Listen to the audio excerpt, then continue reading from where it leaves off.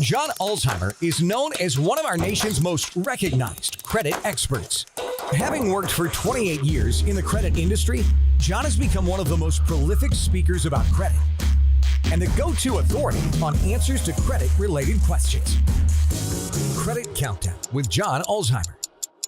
Hello, this is John Alzheimer. I am a consumer credit expert, 30 years of experience, spent time at FICO, spent time at Equifax. All right, so today's question is actually kind of a contemporary, it's gonna be a multi-part video because in mid-2021, a new product or service was introduced into the credit repair industry, and I've gotten a lot of questions about it since, trying to do some research about it, trying to determine if it's as authentic as it's being positioned or any other feedback that I may have. And so specifically, the new product is what's referred to as the Metro 2 Compliance Dispute. So basically it's a letter. It's a letter that people can purchase and submit to the credit reporting agencies as a dispute, trying to get information either corrected or removed from their credit reports. And so the question that I'm getting is, A, is it a real thing? Is it authentic? Is it a scam? Is it just some novel, some novel thing that's not really effective, but it just kind of looks cool or sounds cool? And so that's what I'm going to address in part one today. Part two will come later as I'm gathering more and more information about this new kind of theory. So first off, what is a dispute? Well, a dispute is a challenge of the information appearing on your credit report. A consumer can do that themselves. They can hire a third party, normally a credit repair company, to do that on their behalf. That's not unusual. It happens millions of times every single year. And the hypothesis behind a dispute is you're trying to get something either removed from your credit reports or corrected on a credit report.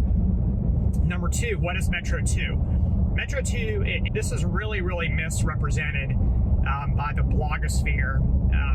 Metro 2 is a language, so it's really the language that is used by the credit reporting industry and the companies that furnish information to them. So things like your balances and your statuses and ratings and the little comments that you see on your accounts, that is all a product of a table-based language called Metro 2. So if you think about your credit report is actually just a comma delimited series of alphanumeric characters. And that last name, comma, first name, comma, middle initial, comma, comma, comma, comma. And there's values that are placed in all these fields, and these fields are meant to represent certain things.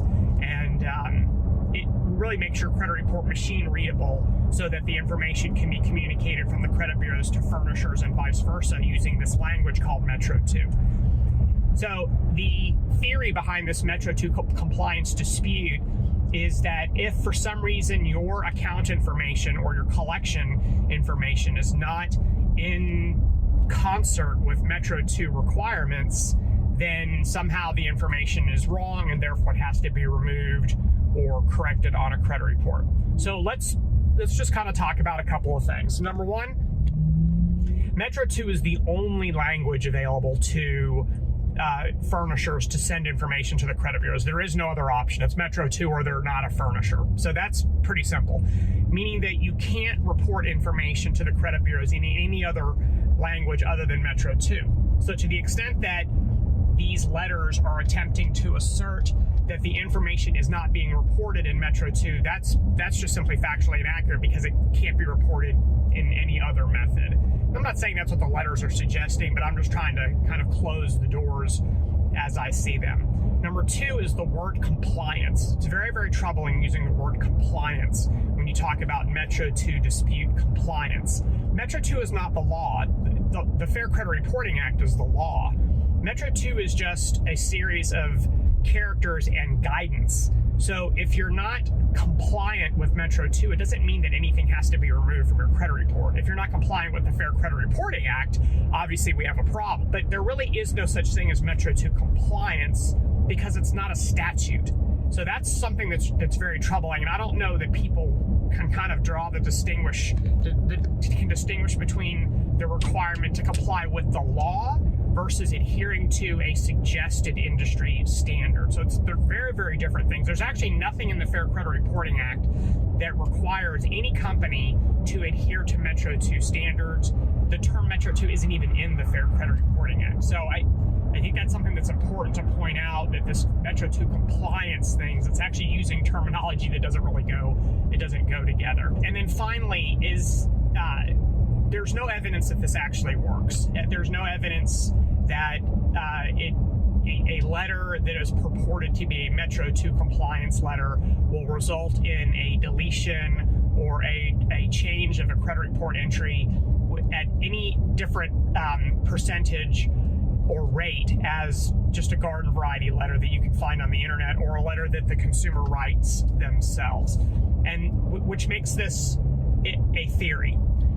It's anecdotal. So until there is actual evidence supporting this theory that these letters cause corrections or changes at a higher rate than a control group or something other than these letters, then it's just simply, it's unproven at this point. The theory has been unproven that they're any more effective.